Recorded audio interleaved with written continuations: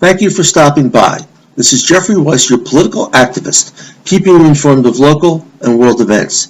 Today we continue our discussion of a retrospective on the Barack Obama presidency from my book, The Wizards of Oz, or Why It Doesn't Matter Who's President, or What Happens After the Clapping Stops. We find ourselves in the Oval Office with Chief of Staff Rahm Emanuel and President Barack Obama.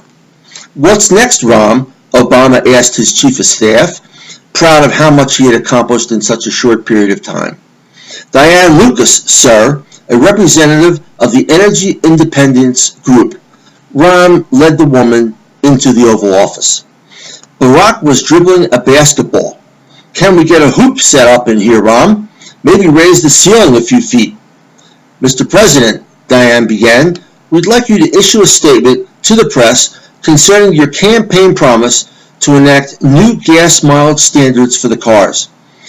At 45 miles per gallon, we'll never have to import another gallon of gas. Europe's already at 55 miles per gallon. We can get to 45 in just 2 years, according to independent studies." "Afraid not, Miss Lucas. You see, the manufacturers break even when they sell cars. They make all their money on trucks and SUVs. So they're just going to have to keep producing those big suckers. Don't think they can get to 45 miles per gallon for the fleet until, say," Barack smiled and looked at his watch, "2050. He finished with a hearty laugh, then threw the basketball up. It hit a picture of Lincoln and it crashed to the ground. "The auto industry is going to sell 17.6 million cars this year. Million cars and SUVs this year, and 80% of their profits are from trucks. Remember, we had to bail them out once before. Don't want to do that again. Besides, do you know how many people the auto industry employs?" "No, sir," Miss Lucas admitted. 2 million. That makes up 4.5% of GDP, and the unions always vote Democratic. Can't afford to lose that support, now can we?" "No, Miss Lucas began. "People love their shiny new toys, coins that go bling bling, cars that talk to them now. It's better than a wife. Cars don't nag. Ha ha, that's a good one.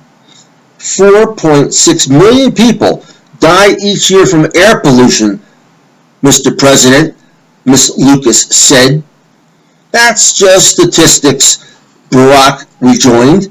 "I'm sure there are some statistics that say air pollution helps people live longer." "Are you serious?" "I can't ride around in a 45 mile per gallon hybrid car. The presidential limousine only gets 6 miles per gallon. Now run along, Miss Lucas. I've got some important work to do," Obama said, practicing his hook shot. Diane was stunned. As she walked away, Obama called out, "You don't want me to be a one-term president, do you, Miss Lucas?" The woman was woozy. Rahm saw it and went over and helped her.